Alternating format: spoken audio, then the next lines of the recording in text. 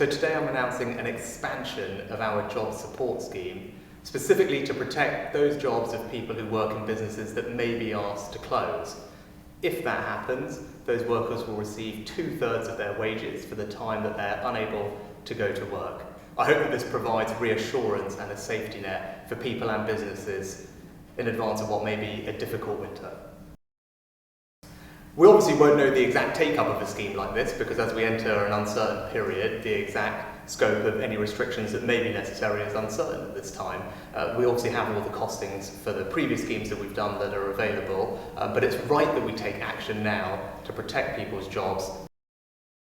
Well, obviously the rise in cases and hospital admissions in certain parts of the country is a concern. It's right that the government considers a range of options to address that and considers all the evidence, but it's also right that they engage with local leaders, and that's what is happening this afternoon and over the weekend, so those conversations can happen and collectively we can decide on the appropriate response.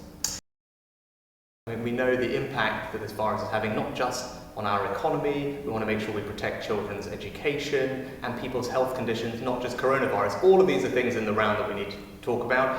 With regard to the hospitality industry or other businesses that may be asked to close, I'm also announcing today an increase in the generosity and frequency of business grants that will go to those businesses, up to £3,000 a month, paid every fortnight, which will also help them if they find themselves in this unfortunate situation.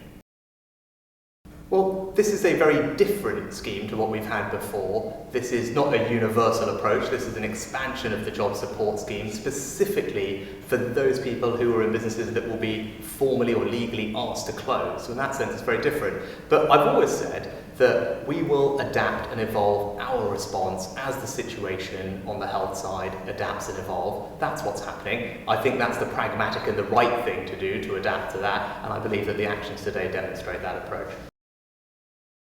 Throughout this entire crisis, we've tried to protect people's jobs and incomes to a considerable degree. That's what the furlough scheme did. It protected almost 9 million jobs. That's what today's announcement will do, protect the jobs and income of people who happen to work in businesses that may be asked to shut down. And with all the other measures we've made, whether it's changes to our welfare system, mortgage holidays, support for businesses, we've made sure that the most vulnerable in our society are the ones that have been protected the most, and that's something